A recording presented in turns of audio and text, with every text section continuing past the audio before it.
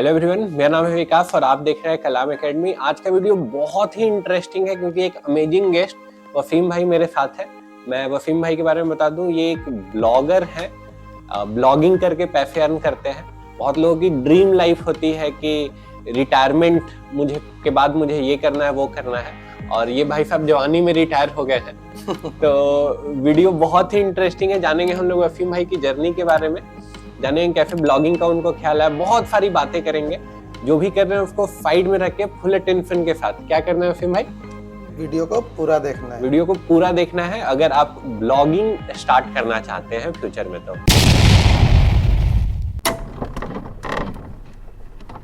तो आप फ्याल से हैं, राइट वसीम भाई?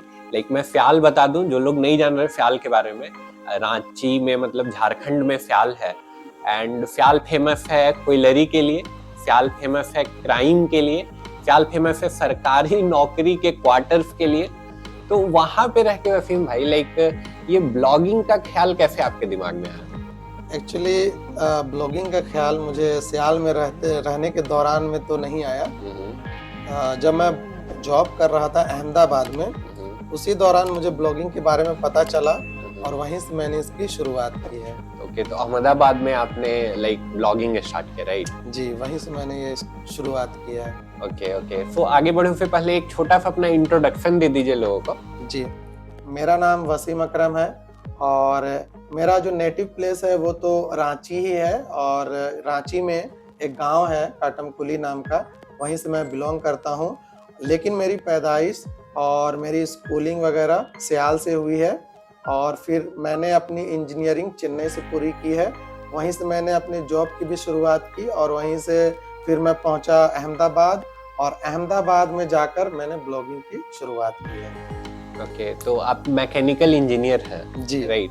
इंजीनियरिंग में मैकेनिकल बोला जाए तो सबसे बदमाश लोगों का गैंग होता है, राइट? तो आपने ऐसी कोई बदमाशियां करी है कॉलेज में? देखिए, मैकेनिकल ब्रांच को कॉलेज में सभी सोचते हैं कि बहुत बदमाशी करते हैं, लेकिन पढ़ाई में भी अच्छे होते हैं और सबसे सेफ ब्रांच भी इसी को माना जाता है, इसीलिए मैंने इसका सिलेक्शन भी किया था। तो बात करें हम लोग, तो आपका पहला अर्निंग कितने दिन में हुआ था लाइक ब्लॉगिंग के थ्रू, और पहला पैसा जो आपने अर्न किया था वो कितने पैसे थे? देखिए, ब्लॉगिंग मैंने जब शुरुआत की थी तो मुझे बिल्कुल भी आइडिया नहीं था कि इसकी अर्निंग कैसे होगी, क्या करेंगे। लेकिन सब कुछ मैंने जीरो से स्टार्ट किया और पहली अर्निंग आने में मुझे करीब 1 साल लग गया। 1 साल का समय? तो 1 साल तक कैसे आपने पेशेंस बना के रखा था? जी, एक्चुअली हुआ क्या था कि मैं जब जॉब कर रहा था उसके पहले से मुझे YouTube का बहुत ज़्यादा शौक था। तो मैंने YouTube चैनल स्टार्ट किया था और एक चैनल मैंने मोनेटाइज भी कर लिया था, लेकिन गूगल अपडेट आने की वजह से वो मेरा डिमोनेटाइज हो गया। जिसके बाद मैंने काफ़ी उलट-पुलट वाले भी काम किए, जो कि जिससे एडसेंस मेरा बैन भी हो गया था। उसी दौरान मैंने एक YouTube चैनल देखा जहां से मुझे पता चला ब्लॉगिंग के बारे में। एडसेंस जिसको पता नहीं है मैं उनको बता दूं, एडसेंस बेसिकली जो ब्लॉगर्स अर्निंग करते हैं ना, एडसेंस के थ्रू ही करते हैं। गूगल का एक यूनिट है एडसेंस, और गूगल एडसेंस के थ्रू ही ब्लॉगर्स को पैसे देती है, राइट वसीम भाई? जी, बिल्कुल सही कहा। Continue please. तो वहाँ से मुझे पता चला ब्लॉगिंग के बारे में, और फिर अचानक मैंने एक ऐसा दिन आया कि मैंने डोमेन और होस्टिंग GoDaddy से खरीदी और मैंने ब्लॉगिंग की शुरुआत कर दी। और फिर धीरे धीरे सीखता गया और सीखने में मुझे काफ़ी टाइम भी लगा। और शुरुआत में मैंने तो सही ढंग से काम नहीं किया क्योंकि मुझे नॉलेज बिल्कुल भी नहीं था। लेकिन जैसे जैसे टाइम बीतता गया मुझे सर्च इंजन ऑप्टिमाइजेशन के बारे में पता चला कि कैसे हम अपने ब्लॉग को अच्छे से ट्रैफिक ला सकते हैं, वो सीखा। और फिर तब जाकर 1 साल पूरा होते होते मुझे पहली अर्निंग मिल गई। पहली अर्निंग कितने अमाउंट की थी? करीब $108। $108, लाइक 1 साल मेहनत करने के बाद गाइज $108। फिर भी लाइक यही बोलते हैं, सक्सेसफुल और अनसक्सेसफुल लोगों में बस यही डिफरेंस होता है कि लाइक 1 साल के बाद $108 मिला। ये कहानी सुन के बहुत लोग लगेगा अरे इतना करने के बाद इतना, एंड लाइक वसीम भाई इंस्पायर्ड थे कि चलो पहली अर्निंग तो आई, राइट? जी ठीक है, एंड इसको हम लोग फिर और आगे लेके जा सकते हैं, राइट? जी बिल्कुल। Good good. तो वसीम भाई आपकी लास्ट मंथ की अर्निंग कितनी थी? जी मेरी लास्ट मंथ की अर्निंग करीब $1100 थी। $1100, okay, that's a big amount guys. And हम लोग टी नहीं करेंगे पूरा अभी आगे इनसे पूछेंगे कि कैसे ये यहाँ तक पहुंचे। तो मैं ये जानना चाहता हूँ वसीम भाई कि लाइक पहला $108 से $1100 पहुंचने के ड्यूरेशन में आपको क्या क्या चैलेंजेस हैं? जी देखिए, शुरुआत से अभी तक अगर हम बात करें तो ये बिल्कुल भी आसान नहीं था, लेकिन मैंने कभी भी ब्लॉगिंग को पैसे के लिए स्टार्ट नहीं किया था, क्योंकि मैंने इसे एक पैशन की तरह स्टार्ट किया था। जब मैं जॉब कर रहा था, उस दौरान जॉब करने पर काफ़ी प्रेशर भी होता था, और उसी दौरान जब ब्लॉगिंग स्टार्ट किया तो दिन भर मेरा मन यही रहता था कि कब मैं जॉब खत्म करूं और जाकर ब्लॉगिंग पर अपना काम करूं। तो वहां से फिर धीरे धीरे क्या हुआ कि पहली अर्निंग हुई। पहली अर्निंग आने के बाद में थोड़ा सा मोटिवेट हुआ, उसके बाद मैंने और ज़्यादा काम करना स्टार्ट कर दिया, और फिर इस तरह से धीरे धीरे अर्निंग इंक्रीज होती चली गई। और कई बार ऐसा भी हुआ कि गूगल जब अपडेट लाता है तो ब्लॉग पर काफ़ी ज़्यादा इफेक्ट पड़ता है, और ऐसे में ट्रैफिक भी डाउन भी हो जाती है, कभी ट्रैफिक बढ़ भी जाती है। तो ट्रैफिक बढ़ने से तो मतलब अच्छा लगेगा, खुशी तो होती है, बिल्कुल। लेकिन डाउन होने से थोड़ा सा मन भी खराब हो जाता है। और अगर आप मल्टीपल ब्लॉग्स पर काम करते हैं तो अभी वैसा सिचुएशन नहीं है, क्योंकि मेरे पास मल्टीपल ब्लॉग्स हैं, लेकिन शुरुआत में एक ही ब्लॉग पर इंसान को काम करना होता है। तो उस दौरान तो आपका सीधा असर आपके मतलब दिमाग पर भी पड़ता है, आपकी कमाई पर भी पड़ता है। तो ये हुआ कि अभी मैंने जो आपको लास्ट मंथ की अर्निंग बताई वो मेरी मैक्सिमम नहीं थी, मैक्सिमम कई गुना ज्यादा है। तो अभी तक आपका मैक्सिमम अर्निंग क्या था? जी मेरा मैक्सिमम अर्निंग $12,000 का था। $12,000 एक मंथ में। गाइस आप यू कैन सी $12,000 एक मंथ में। लाइक बहुत लोगों को रिटायरमेंट पे इतना पीएफ नहीं मिलता है, राइट वसीम भाई? लाइक जैसे सरकारी क्वार्टर्स में हम लोग रहते हैं तो ये वर्ड से हम लोग रिलेट कर सकते हैं। प्रोविडेंट फंड, पीएफ बहुत बड़ा अमाउंट होता है। लोग 40 साल 50 साल काम कर रहे हैं, या रिटायर होंगे तो इतना पैसा मिलेंगे, और इतना आपने लाइक 33 साल की छोटी उम्र में आपने ये हासिल किया, राइट? कैसा फील होता है आपको? जी देखिए, सेटिस्फैक्शन होता है काम को लेकर। पैसे को लेकर कभी भी ऐसा नहीं लगता है कि ये पैसा आ गया, मैंने बहुत बड़ा काम कर लिया। हमेशा यही सोचता हूँ कि ब्लॉग पर जो काम कर रहा हूँ वो अच्छा चलता रहे। ट्रैफिक मेरा मेन मकसद होता है, ट्रैफिक लाना। पैसा कितना आ रहा है वो ज्यादा मतलब मैं सोचता नहीं हूँ, क्योंकि अगर पैसे के पीछे भागूंगा तो फिर काम पर ध्यान नहीं होगा actually. This is very important. So like अपने जॉब में थे, जॉब के पैरेलली आप ब्लॉगिंग भी कर रहे थे जी। तो मतलब जॉब में 8 घंटे आप काम करके आए, उसके बाद कम से कम 2-3 घंटे ब्लॉग पे चाहिए डेली आपको, कैसे मैनेज करते थे? फ्रस्ट्रेशन नहीं होता था? जी देखिए, ब्लॉगिंग जब मैंने स्टार्ट किया तो ये तो मैंने खुशी से ही स्टार्ट किया था, पैशन को लेकर। तो देखिए, जॉब जब कर रहा था तो 8 घंटे की जॉब के बाद ब्लॉगिंग करता था तो मुझे बहुत ज़्यादा खुशी होती थी, क्योंकि हर दिन कुछ ना कुछ नया सीखने को मिलता था, है ना। और जॉब पर कभी कभी क्या होता था, डांट भी पड़ जाती थी, मन उदास हो जाता था, लेकिन वही फिर घर जाके काम करने में जो मजा आता था, सारी जो थकान होती थी, दिमाग में स्ट्रेस होता था, वो मेरा खत्म हो जाता था। इसलिए मैं ब्लॉगिंग को काफी मतलब मेरे करीब हो गया और मुझे बहुत ज्यादा मजा आने लगा। ओके, तो ब्लॉगिंग इनके लिए पेन किलर का काम किया, राइट? ये मेरे लिए पेन किलर ही था उस टाइम। जो भी आपका जॉब का परेशानी था वो ब्लॉग करके निकल जाता था, राइट? तो एक और क्वेश्चन है मेरे दिमाग में, लाइक बहुत बार ऐसे होता है कि ट्रैफिक डाउन हो जाता है ब्लॉगर्स का, राइट? गूगल का कोई अपडेट आया, वेबसाइट पे पूरा ट्रैफिक चला गया, या ट्रैफिक बहुत कम हो गया, अर्निंग कम हो गई। तो इस ड्यूरेशन में कितनी बार आपके दिमाग में आया कि यार जॉब में ही ठीक थे, ये क्या फसाद पाल लिया ब्लॉगिंग? देखिए, मेरे साथ भी ऐसा हो चुका है। जब मैंने जॉब छोड़ा था और ब्लॉगिंग फुल टाइम के लिए मैंने सिलेक्ट किया, तो रिजाइन करने के बाद मैं घर पर आ गया और काफी उत्साह से काम कर रहा था। लेकिन इसी दौरान गूगल का एक ऐसा अपडेट आया कि मैंने सुबह में उठकर देखा ब्लॉग को, तो ट्रैफिक का रियल टाइम जो है बिल्कुल 0 हो गया। और मैंने उससे पहले आपकी अर्निंग कितनी हो रही थी पर मंथ की? लाइक वही- जीरो होने से पहले? वही करीब $100 से $200 के बीच में हो रही थी। ओके, अभी ज्यादा जस्ट नहीं। स्टार्ट किया था जी बिल्कुल, स्टार्ट का जो पीरियड था वही था। आपने? तो अचानक से ब्लॉग की जो ट्रैफिक थी वो जीरो हो गई और मुझे काफ़ी ज़्यादा मतलब परेशानी हो गया कि आखिर ये क्या हो गया, ब्लॉग की ट्रैफिक पूरी जीरो कैसे हो गई। और एक हफ्ता ऐसे ही बीता, मैंने खूब काम किया और कई कम्युनिटी फोरम्स वगैरह में मैंने सवाल भी पूछे दूसरे ब्लॉगर से कि ऐसा हो गया है तो क्या करें।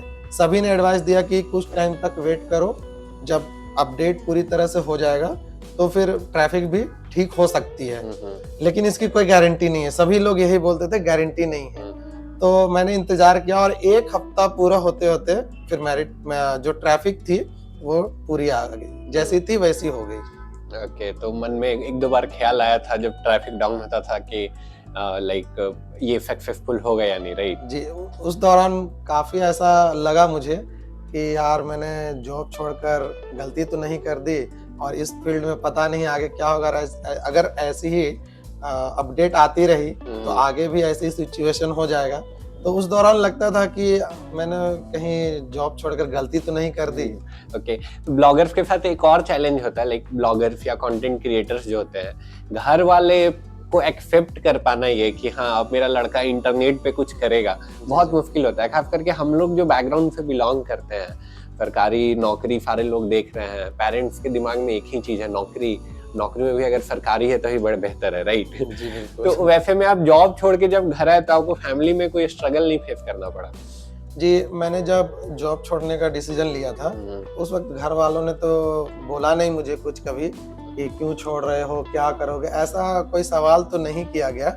लेकिन जब मैं घर पर आ गया तो देखिए वो शुरुआती दौर था, इंटरनेट 2016 में जियो लॉन्च हुआ था, तो इंटरनेट उस टाइम शुरुआती दौर पर था हम लोगों के लिए। तो किसी को मालूम नहीं था कि मैं क्या काम कर रहा हूँ बिल्कुल घर पर, है ना। तो शुरुआत में तो सभी लोग बोलते थे कि कुछ काम कर लो, कोई बिजनेस कर लो, और ये क्या करते हो ये हम लोगों के समझ के परे है एक्चुअली, और इसमें आगे फ्यूचर कैसा होगा। तो कोई भी मतलब इससे कन्विंस नहीं था। लेकिन अब जैसे 5 साल हो चुका है तो सभी को इसका पावर पता चल चुका है कि आखिर ये क्या चीज है। एक्चुअली जब भी $1200-1400 एक मंथ में अगर अकाउंट में आएंगे तो definitely people will start realising कि नहीं ये कुछ अच्छा है, राइट? तो ब्लॉगिंग के थ्रू वसीम भाई आपने सबसे एक्सपेंसिव चीज अभी तक क्या खरीदी है? देखिए ब्लॉगिंग करके जो सबसे एक्सपेंसिव चीज मेरे लिए है वो अभी मैं घर बना रहा हूँ। घर बना रहे हैं? घर बहुत इमोशनल होता है हम लोगों के लिए, खास करके लाइक हम लोग जो मिडिल क्लास फैमिली से बिलोंग करते हैं। तो आप अपना घर बना रहे हैं, अपना घर पूरा मतलब ब्लॉगिंग के अर्निंग से? जी बिल्कुल। और देखिए मैंने अपना जो बचपन बिताया है वो कोलफील्ड एरिया में बिताया है। सरकारी क्वार्टर? जी बिल्कुल, क्वार्टर में रहना पड़ता है और वहीं मतलब मैंने अपनी पढ़ाई पूरी की इंटर तक, उसके बाद बाहर गया पढ़ने के लिए। तब तक तो बस उसी क्वार्टर में रहना हुआ है और उसी वक्त से सपना भी था कि अपना घर हो और उसमें अपने घर में रहने में जो मजा है वो तो खैर अब रहने के बाद ही मजा आएगा। एक्चुअली लेकिन वो बचपन का मुझे भी याद है, लाइक हम लोग ड्राइंग में बनाते थे और हम लोग के घर वाले तो मतलब हम लोग तो एक्सट्रीम मिडिल क्लास बोलेंगे, राइट? जी। तो हम लोग केवल फोटो में घर बनाते थे, राइट? और हम लोग फर्स्ट मतलब घर वाले भी कभी उम्मीद नहीं करते थे कि हम बच्चा इतना जल्दी ये सब चीज अचीव कर लेगा, राइट? तो आपके घर वाले तो आप पे बहुत प्राउड फील करते होंगे। जी, काफी खुश है मेरे फादर, मेरी मदर, मेरे इसकी वजह से काफी ज्यादा खुश हैं कि अब घर हम लोगों का अपना बन रहा है। Very good. तो अभी आप कितने प्रोजेक्ट पे काम कर रहे हैं? लाइक मैं ब्लॉगर्स के बारे में जितना मैं जानता हूँ कि एक ब्लॉगर है अगर जो एस्टैब्लिश हो गया आपकी तरह तो कम से कम बहुत सारे प्रोजेक्ट वो लोग स्टार्ट कर देते हैं। तो आप कितने प्रोजेक्ट पे अभी काम कर रहे हैं? देखिए अभी करीब मैं 10 वेबसाइट्स पर काम कर रहा हूँ और जिसमें से कि 4 ब्लॉग ऐसे हैं जो मेन अर्निंग सोर्स है मेरे लिए और बाकी कुछ ब्लॉग्स जो हैं अभी शुरू ही किए हैं जो कि टेस्ट कर रहा हूँ, उसमें कुछ एक्सपेरिमेंट चलते रहते हैं और कुछ ब्लॉग्स अब मतलब इनकम उसमें शुरुआत होने वाली है। तो कुल मिलाकर 10 ब्लॉग हैं जिस पर अभी काम चल रहा है। टोटल 10 ब्लॉग अकेले मैनेज कर रहे हैं आप या फिर आपकी कोई टीम वगैरह भी है? टीम तो अभी नहीं है लेकिन घर के ही एक दो लोग हैं जो मेरी हेल्प करते हैं, जैसे मेरे भाई लोग। भाई लोगों से हेल्प लेके मतलब पूरा फैमिली ब्लॉग है आपका, राइट?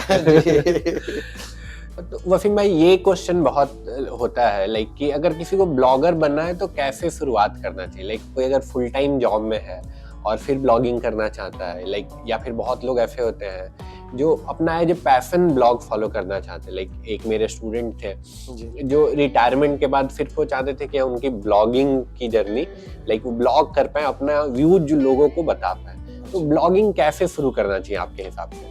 जी, मेरे ख्याल से ब्लॉगिंग की शुरुआत आपको सब चीज छोड़कर नहीं करना चाहिए। अगर आप किसी जॉब में हैं तो आप जॉब करते हुए भी ब्लॉग की शुरुआत कर सकते हैं, जैसा कि मैंने किया था। जब मैं कॉन्फिडेंस हो गया था कि हाँ, अब मेरे लिए ब्लॉगिंग सही है, मैं जॉब छोड़कर अब रह सकता हूँ, कमा सकता हूँ, तभी मैंने जॉब छोड़ने की सोची थी।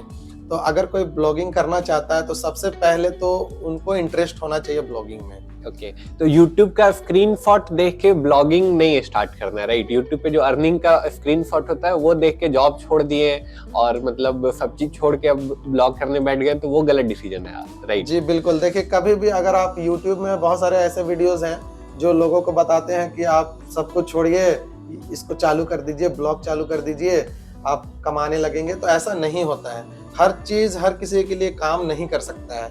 कुछ चीजें ऐसी होती है जो आपके लिए काम करे, मेरे लिए ना करे वो काम, मेरे लिए कोई काम करे वो आपके लिए ना करे। सही बात बोला वसीम भाई आपने। लाइक ये मैंने भी नोटिस किया अपने करियर में। मैं बच्चों को पढ़ाता हूँ तो मेरे लिए फ्रीलांसिंग काम किया, फिर फ्रीलांसिंग को मैंने एजेंसी में बिल्ड किया, फिर अब उसे और बड़ी कंपनी में बिल्ड कर रहे हैं।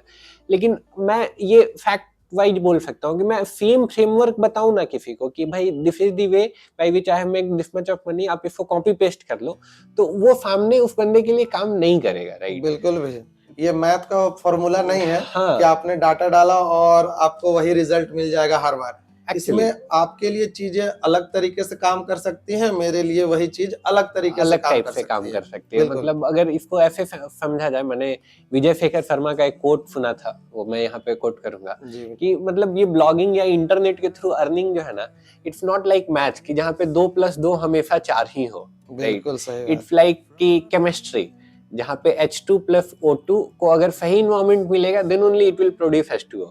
बिल्कुल सही बात है। तो जैसा आपने पहला पॉइंट मेंशन किया कि सबसे पहले तो कुछ सब चीज छोड़ के ब्लॉगिंग में आ गए, ये सही नहीं है। अब मान के चलिए मैंने डिसाइड कर लिया कि मुझे ब्लॉगिंग करना है पैरेलली, तो मुझे दिन के कितने आवर्स निकालने पड़ेंगे इसके लिए? देखिए, अगर आप जॉब कर रहे हैं तो 8 घंटे अगर आप जॉब कर रहे हैं तो 2-3 घंटे अगर आप दे रहे हैं, क्योंकि आप तो थके हुए होते हैं दिमागी तौर पर भी और शारीरिक तौर पर भी, तो कम से कम 2-3 घंटे अगर आप निकाल लेते हैं ब्लॉगिंग के लिए तो ये आपके लिए एनफ होगा। पहले तो आपको थोड़ा सीखना होगा, आपको सर्च इंजन ऑप्टिमाइजेशन की जानकारी लेनी होगी, कैसे आप अपने यूजर्स को कंटेंट देंगे, कैसे उनकी हेल्प करेंगे, उनके क्वेरीज को आप कैसे आंसर करेंगे, ये आपको समझना होगा। तब जाकर आप जब सीख जाएंगे इन चीज़ों को, आप अच्छा कंटेंट तैयार कर पाएंगे और आप फिर ब्लॉगिंग में भी सक्सेसफुल हो सकते हैं। नॉलेज बहुत इंपॉर्टेंट है, राइट? जी बिल्कुल। तो नॉलेज एक्वायर कहाँ से करना चाहिए? लाइक नॉलेज की बात करें तो मैंने जो देखा अपने करियर में, मुझे पहला जो है ना मतलब इंटरनेट के थ्रू इंटरनेट को समझने में मुझे बहुत टाइम लग गया था, क्योंकि इंटरनेट पे नॉलेज देखा जाए ना तो नॉलेज से ज्यादा मिस इन्फॉर्मेशन है, राइट? सही नॉलेज यूट्यूब पे तो मुझे लगता है नहीं है, या यूट्यूब पे है भी तो उसको फाइंड आउट करना बहुत मुश्किल है। तो सही नॉलेज कैसे आदमी को मिले? देखिए, मेरे ख्याल से अगर आप नॉलेज लेना चाहते हैं तो सबसे अच्छा तरीका है कि आप जो आर्टिकल्स होते हैं उससे रिलेटेड, बहुत सारे अंग्रेजी के आर्टिकल्स हैं, हिंदी में भी अब आपको आर्टिकल मिल जाते हैं, तो आप उनको ज्यादा से ज्यादा पढ़े। इससे क्या होगा, आपको नॉलेज भी होगा, दूसरा आपको कंटेंट तैयार करने का मेथड भी पता चलेगा। अलग अलग आप ब्लॉग को पढ़ेंगे तो आपको समझ में आएगा कि इस ब्लॉग ने कैसे कंटेंट को लिखा है, प्लस आपको वहां से ज्ञान भी मिल रहा है इससे रिलेटेड। बिल्कुल। किसी भी नीच को आप पकड़ लें, हेल्थ नीच है, आपका टेक्नोलॉजी है, आप उससे रिलेटेड ब्लॉग्स को पढ़ेंगे, आपको समझ में आएगा, आपको ज्ञान भी होगा और प्लस आपको मेथड भी पता चलेगा कि इस ब्लॉग ने कैसे कंटेंट को लोगों के सामने, या मैं पढ़ रहा हूँ, मैं रीडर के रूप में, तो मुझे कैसा ये कंटेंट लग रहा है। अगर इस कंटेंट को पढ़कर मेरे प्रॉब्लम सॉल्व हो रहा है तो फिर ये ब्लॉग काफी अच्छा है। अगर उसमें पढ़ने के बाद आपको आपके क्वेश्चन का आंसर नहीं मिल पा रहा है, समझिए वो ब्लॉग आपके लिए सही नहीं है, यानी वो यूजर को सेटिस्फाई नहीं कर पा रहा है। तो वहीं से आपको बहुत सारी चीजें सीखने को मिल जाती है, आपका नॉलेज भी बढ़ जाता है। तो ये तरीका सबसे अच्छा है। दूसरा है, अगर आप YouTube वीडियोस देखते हैं, लेकिन YouTube वीडियोस क्या होता है ना कि कहीं कहीं अच्छी जानकारी भी होती है, और ज्यादा मेन होता है कि YouTube के वीडियोस को आपको पूरा देखना होगा। आप ऐसा तो स्किप कर करके कोई चीज को वहां देख नहीं पाते हैं, लेकिन कंटेंट पढ़ने में आप ऊपर नीचे कहीं भी स्किप कर सकते हैं, लेकिन वीडियो को आप स्किप करेंगे तो आपको आगे पीछे का समझ में नहीं आने वाला है। तो उसमें आपको टाइम ज्यादा लगेगा मेरे ख्याल से वीडियोस को देखने में, जबकि आप पढ़कर उसको और अच्छे तरीके से समझ सकते हैं। आप उसके टेबल को देखकर समझ सकते हैं आपको कौन सा हेडिंग पढ़ना है, कैसे कंटेंट एक्चुअली लिखा गया है, कौन से कंटेंट आपके लिए ज्यादा जरूरी है। मान लीजिए एक 2000 वर्ड का आर्टिकल है, उसको आप उसका इंडेक्स टेबल में जाकर देखिए कि आपको इसमें से कौन सा चीज पढ़ना है। आपको वहां से तुरंत आप उस जगह पहुंचकर उसी चीज को सिर्फ पढ़ सकते हैं। यूट्यूब में भी ये सब फीचर है, लेकिन कम ही लोग इसका इस्तेमाल करते हैं। टाइम स्टैम्प जो होता है यूट्यूब में एक्चुअली, तो उसको कम ही लोग इस्तेमाल करते हैं। तो अगर आपको एक 10 मिनट के वीडियो में 15 सेकंड का कंटेंट को खाली जानना है, तो आपको वो खोजने में काफी टाइम लग सकता है। बिल्कुल। तो मेरे ख्याल से आप ये यूट्यूब का भी इस्तेमाल कर सकते हैं, वीडियोस का भी इस्तेमाल कर सकते हैं, लेकिन ज्यादा अच्छा होगा अगर आप आर्टिकल्स पढ़ते हैं, तो वहां से आपको अच्छी खासी नॉलेज हो सकती है। तो मतलब अगर पहले आपको ब्लॉगर बनना है तो आप सजेस्ट करेंगे पहले आप रीडर बनिए। बिल्कुल, आप अच्छे रीडर अगर बन पाएंगे तो आप अच्छे राइटर बन पाएंगे, राइट। और वो रीडिंग के लिए बेस्ट है कि आप इंटरनेट बेस्ड ब्लॉग पहले पढ़ें। लाइक नॉलेज में सर्च इंजन ऑप्टिमाइजेशन बहुत जरूरी है, इसके बिना तो ब्लॉगिंग हो ही नहीं सकता है। इसके अलावा आपको थोड़ा बहुत वेबसाइट्स बनाने भी आना चाहिए, तो वर्डप्रेस आपको आना चाहिए। तो ये दो चीज बेसिक है, ये आपको आएगा तो फिर आप नेक्स्ट जो है कि आप एक रीडर बनिए, चीजों को पढ़िए और फिर आप स्टार्ट करिए, राइट जी। 2-3 चीजें बहुत जरूरी हैं। पहला चीज तो है टेक्निकल, जैसे कि अगर आप ब्लॉगिंग करना चाहते हैं, आपको वर्डप्रेस के बारे में, उसकी सेटिंग्स के बारे में पता चलना चाहिए। तो इसके लिए यूट्यूब में बहुत सारी वीडियोस हैं, आपको वहां से हर चीज जानने को मिल जाएगा कि यूट्यूब में हम सर्च करके जान सकते हैं वर्डप्रेस कैसे इंस्टॉल करेंगे, कैसे प्लगइन इंस्टॉल करेंगे, थीम कैसे इंस्टॉल करेंगे, आर्टिकल को कैसे हम डालेंगे, उसमें कैसे ऑप्टिमाइजेशन करेंगे, उसके बाद एसईओ से रिलेटेड प्लगइन को कैसे यूज करेंगे। ये तो है, लेकिन ये सारी चीजें बेसिक हैं, ये आप सीख सकते हैं। एक बार सीख जाएंगे आप भूलेंगे नहीं। लेकिन सबसे मेन चीज है कंटेंट। Content is king. बिल्कुल। तो अगर आप कंटेंट बनाने में माहिर हो जाते हैं, उसके बाद आपको ब्लॉगिंग में सक्सेस मिलने से कोई नहीं रोक सकता। बिल्कुल। तो ये जो वर्डप्रेस बोल रहे हैं आप, जिसके थ्रू वेबसाइट्स बनता है, और फिर दूसरा है सर्च इंजन ऑप्टिमाइजेशन, मतलब गूगल पे रैंकिंग कैसे करना है। तो ये दोनों चीज कोई रॉकेट साइंस है क्या? लाइक बहुत लोगों के दिमाग में होता है ना, कंप्यूटर पे कुछ करना है तो मेरे से कैसे हो पाएगा, राइट। हाँ, बाकी सब लाइफ के एस्पेक्ट में वो बहुत अच्छा कर रहे हैं, लेकिन कंप्यूटर देख के डर जाते हैं। देखिए, ऐसे लोगों को क्या बोलना चाहेंगे? मेरे ख्याल से ना ये बहुत ही आसान है। आज अगर आप एक छोटे बच्चे को भी देखते हैं, 2 साल 3 साल के, वो स्मार्टफोन को आसानी से चला लेते हैं, भले ही उनको ABCD नहीं समझ में आता हो। बिल्कुल। वो सारे ऐप्स को भी इस्तेमाल कर लेते हैं। उसी तरह से वर्डप्रेस भी है। अगर आपको थोड़ा सा माउस और कीबोर्ड चलाना आता है, कंप्यूटर में थोड़ा सा नॉलेज है, तो आप आसानी से वर्डप्रेस समझ जाएंगे। कुछ भी नहीं है, ये एक नॉर्मल मेनू है, ऑप्शन है। आपको न्यू पोस्ट कैसे लिखना है, न्यू पेज कैसे बनाना है, बस इतना ही जानना है। ज्यादा उसमें जानकारी लेने की जरूरत नहीं। वर्डप्रेस बहुत ही आसान है। वर्डप्रेस मुझे भी फील होता है कि मतलब वर्ल्ड का सबसे आसान टूल है वेबसाइट बनाने के लिए। बिल्कुल। एंड कोई भी सीख सकता है, मतलब कोई ऐसा ये नहीं है। कंप्यूटर जिसने, मैंने अपने करियर में ऐसे लोगों को देखा है जिनको कंप्यूटर का स्टार्ट बटन नहीं दबाने आता है, वो उनको मैंने वेबसाइट बनाने मैंने सिखाया है। तो ऐसा कुछ रॉकेट साइंस नहीं, लेकिन मन से वो डर हटा के आपको आना पड़ेगा। मन से वो डर जब आप हटा के इंटरनेट पे आते हैं और सीखने की कोशिश करते हैं, तो आप आसानी से चीजें सीख सकते हैं, राइट। जी बिल्कुल। आपको बस ये समझना है कि जिस तरह से मैं स्मार्टफोन चलाता हूँ, उसी तरीके से आप वर्डप्रेस भी चला सकेंगे। एक्चुअली अगर आप व्हाट्सएप भेज ले रहे हैं, आप फेसबुक थोड़ा बहुत चला ले रहे हैं, तो आप वर्डप्रेस भी सीख जाएंगे। आप सर्च इंजन ऑप्टिमाइजेशन भी सीख सकते हैं। हाँ, सर्च इंजन ऑप्टिमाइजेशन में मैं आपको कुछ बातें बताना चाहता हूँ। जैसे कि आपको इसमें सबसे जरूरी बात ये समझना है कि आप जो कंटेंट लिख रहे हैं वो किसके लिए लिख रहे हैं। ठीक है, अगर आप ये समझ पाते हैं अच्छे तरीके से तो सर्च इंजन ऑप्टिमाइजेशन भी बहुत ही आसान है एक्चुअली। तो अगर आप मान लीजिए आप एक टेक्निकल ब्लॉग बनाते हैं, जैसे कि मैं एक मैकेनिकल इंजीनियर हूँ, तो मुझे बाइक से रिलेटेड, उस कार से रिलेटेड ये मैंने चीजें पढ़ी हैं और मेरा एक ब्लॉग भी है इससे रिलेटेड। तो मैं इसमें पहले ये जानना चाहता हूँ कि इससे रिलेटेड लोग क्या सर्च करते होंगे। जैसे कि मेरे बाइक में कोई प्रॉब्लम आया, ठीक है, कि मेरे बाइक में एक स्पटर का जो साउंड होता है या बैक फायर करता है, तो ये प्रॉब्लम क्यों आता है, ऐसे लोग सर्च करते हैं। तो इन सर्चेस को अगर हम जान पाए कि इससे रिलेटेड क्या क्या प्रॉब्लम लोग सर्च करते हैं गूगल में, तो इसका बहुत सारा तरीका होता है जो आप YouTube में देख सकते हैं कि मेरा बाइक बैकफायर क्यों कर रहा है, मेरा बाइक स्पटर क्यों कर रहा है, मेरे बाइक के टायर की हवा क्यों निकल रही है। अगर आप इन प्रॉब्लम को समझ पा रहे हैं कि ये बाइक चलाने वाले की प्रॉब्लम है और इसका जवाब आप अपने ब्लॉग के थ्रू देते हैं, यही एसईओ है।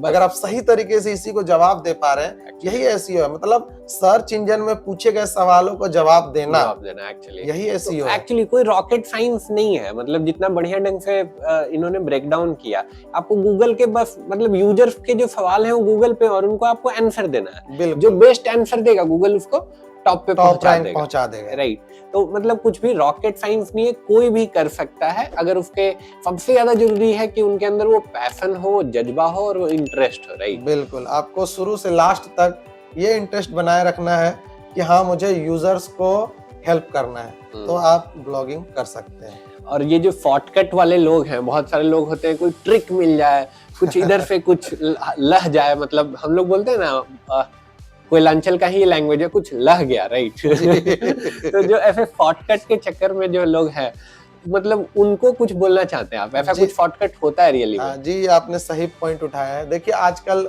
ब्लॉगिंग में होता क्या है कि 2-3 गूगल के नए फीचर्स हैं, जैसे वेब स्टोरीज है और एक डिस्कवर है। तो इनमें क्या है कि जैसे मुझे फर्स्ट अर्निंग करने में 1 साल का टाइम लगा, तो गूगल ने डिस्कवर जो लाया है, अगर कोई अच्छे से प्लानिंग करके काम करता है, 1 महीने 2 महीने में वो अर्न कर सकता है। उसी तरह से वेब स्टोरीज भी है। आजकल मतलब अभी से 4-5 महीने पहले बहुत सारे छोटे छोटे बच्चे 10-12 साल 15 साल के वेब स्टोरीज बना रहे थे और उसमें अच्छी खासी अर्निंग भी जनरेट कर रहे थे, $5,000 $10,000। लेकिन क्या हुआ कि इंडिया में कोई भी चीज अगर कोई करता है तो YouTube चैनल में बताता है, उसके बाद बहुत सारे अगर लोगों ने उसको देख लिया, सारे लोग करने लगते हैं, जिसकी वजह से कॉपी पेस्ट यहाँ बहुत ज्यादा हो जाता है। और शॉर्टकट यही है कि लोग सोचते हैं अरे वो ऐसे किया, हम भी कर लेंगे। और कॉपी पेस्ट करने की वजह से गूगल ज्यादा दिनों तक छोड़ता नहीं है ऐसे चीजों को, क्योंकि आप अगर कॉपी पेस्ट करेंगे गूगल आपको पकड़ेगा और फिर पेनल्टी करेगा, तो आपके साइट पर ट्रैफिक नहीं आएगी। इसीलिए सबसे बेहतरीन तरीका यही है कि आप खुद से कंटेंट बनाएं, यूजर्स को हेल्प करें, उनकी प्रॉब्लम का जो क्वेश्चन है उनको जवाब दें, उनकी प्रॉब्लम को सॉल्व करें। आपकी ट्रैफिक हमेशा आएगी। कोई भी अपडेट आएगा, 2-4 दिन डिस्टरबेंस हो सकता है, 1 हफ्ता डिस्टरबेंस हो सकता है ब्लॉग की ट्रैफिक में, लेकिन फिर से ट्रैफिक वैसी ही आपकी हो जाएगी। बिल्कुल, तो शॉर्टकट्स के चक्कर में नहीं पड़ना है, YouTube के स्क्रीनशॉट से मोटिवेट नहीं होना है। राइट, होम लाइक जैसा बताया इन्होंने कि लाइक स्पाइक आता है, कभी कभी ऐसा होगा कि एक ब्लॉगर $1 लाख पर मंथ पहुंच गया, लेकिन फिर हो सकता है कि वो नेक्स्ट मंथ कभी उतने पैसे कभी नहीं कमा पाए। राइट, बिल्कुल सही बात। राइट, तो लाइक ऐसे स्पाइक्स के चक्कर में नहीं, आपका रियल अगर पैशन है कि मुझे लिखना पसंद है और इंटरनेट के थ्रू मुझे पैसे कमाने हैं, तो आपको ब्लॉगिंग में आना चाहिए। राइट जी बिल्कुल, और ब्लॉगिंग में जो सबसे बेस्ट तरीका है वो पकड़ के रहिए, तो आप इसमें जरूर सक्सेसफुल होइएगा। बिल्कुल, तो अभी जो ये एआई का युग आ गया है, अभी चैट जीपीटी आ गया है, गूगल का भी बार्ड है, अब तो गूगल पे आप सर्च करो तो डायरेक्ट वहां पे गूगल एआई जनरेटेड कंटेंट देता है। तो इसमें लगता है आपको कि ब्लॉगर्स का एक्चुअली सेफ है करियर? देखिए, इसका मैं आपको जवाब देना चाहूंगा कि कितना भी टेक्नोलॉजी आ जाए तो क्या कभी स्कूल बंद हो सकता है, कॉलेज बंद हो सकता है? बिल्कुल नहीं बंद, क्योंकि वो बेस है। अगर बच्चे पढ़ाई लिखाई नहीं करेंगे, छोटे बच्चे भी मोबाइल चला लेते, तो क्या वो स्कूल ना जाए? सारी टेक्नोलॉजी उनके हाथ में आ गए तो क्या वो स्कूल ना जाए? उसी तरीके से ब्लॉगिंग जो है वो बेस है कि अगर आपको कोई चीज का नॉलेज लेना है, मान लीजिए वही स्टूडेंट अगर अपने किताब या सब्जेक्ट से रिलेटेड कोई सवाल पूछता है और वो गूगल आपको फर्स्ट स्क्रीन पर 2 लाइन का आंसर दे देता है, वो इनफ नहीं है। बिल्कुल। आपको वो डीप आंसर चाहिए और उसके लिए आपको आर्टिकल्स पढ़ने होंगे और वो ब्लॉग से ही हासिल होंगे। तो इसीलिए ब्लॉगिंग कभी भी खत्म नहीं होने वाला है, क्योंकि हर किसी को लिखित आंसर चाहिए और वो रिकॉर्डेड आंसर जो है वो ब्लॉग पर ही अवेलेबल होता है और वो हमेशा जरूरत पड़ती है। इसलिए कभी भी ना सोचे, चाहे जो भी टेक्नोलॉजी आ जाए, आपको ब्लॉगिंग हमेशा चलता रहेगा।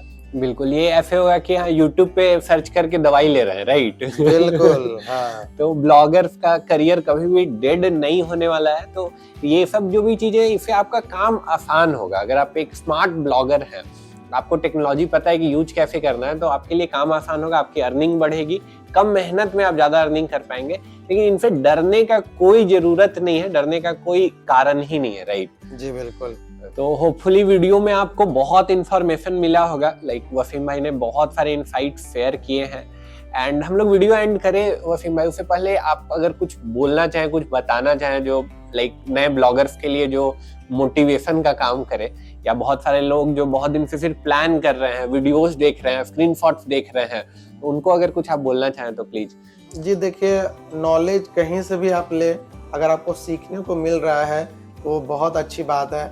और अगर आप ब्लॉगिंग में आना चाहते हैं तो ब्लॉगिंग में सबसे पहले आपको ये जानना जरूरी है कि आपको इसमें इंटरेस्ट है या नहीं, क्योंकि ब्लॉगिंग बिना इंटरेस्ट के नहीं किया जा सकता है। अगर आपको इंटरेस्ट है तो आप उसमें ज़्यादा से ज़्यादा टाइम देंगे, सीखने की कोशिश करेंगे और आप उस पर पूरी जान लगा देंगे उसको कैसे सक्सेसफुल करें, क्योंकि उस पर एक चीज़ नहीं है, बहुत सारी चीज़ें जो धीरे धीरे टाइम से आप सीखेंगे और जब आप सीख जाएंगे तो आपके लिए प्लानिंग करना आसान होगा।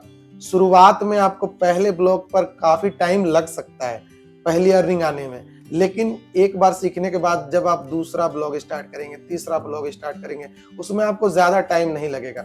आपको बस प्लानिंग आपके पास रहेगा। एक होता है ना फॉर्मूला बनने में काफ़ी टाइम लगा, लेकिन फॉर्मूला बनने के बाद कोई भी सवाल डालिए, फॉर्मूले में आंसर निकालना आसान हो जाता है। जब आप खुद से सीखेंगे तो आप एक खुद से फॉर्मूला अपना तैयार कर लेंगे ब्लॉगिंग का कि मुझे ये करना है, ये करना है, ये करना है, वही प्लानिंग है।